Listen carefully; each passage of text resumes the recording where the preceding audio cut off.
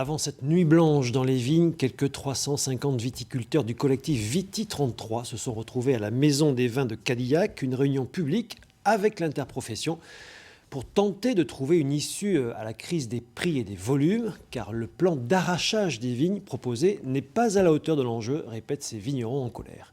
Jean-Pierre Stahl, Sébastien Delallot. Gérard Monnet en a connu des crises, mais celle-là est terrible. Depuis le gel 2017, il y a des gens qui sont dans la panade complète.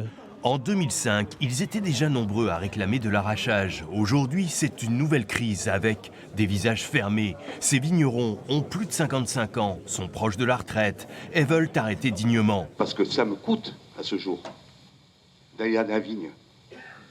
Ça me coûte.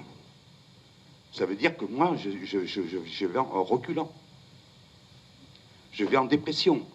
C'est une crise globale qui touche même les jeunes, car on consomme moins de vin en France, avec un contexte international difficile. On n'a pas vu venir l'effondrement de la Chine avec les accords commerciaux Australie-Chine. On n'a pas vu venir la crise Airbus-Boeing qui nous a fait baisser de 25%. On n'a pas vu venir la pandémie. En termes de prix, c'est les seules choses qui se font, c'est catastrophique. 700 € du tonneau, ou même moins. Mais pour des volumes très bas. Près de 10 000 hectares devraient être arrachés. Pas suffisant pour certains qui parlent de 30 000. D'autres souhaitent de l'équité.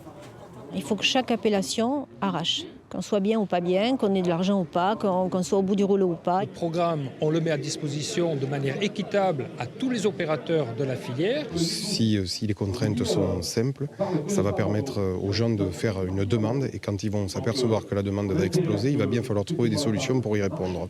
L'État devrait financer 30 millions d'euros pour l'arrachage sanitaire, la région 10 et l'interprofession participer aussi. On se dirige vers une décision qui sera votée à l'Assemblée générale de l'interprofession de 19 millions d'euros pour l'ensemble de la profession sur ce dispositif. Ce sont des sommes colossales.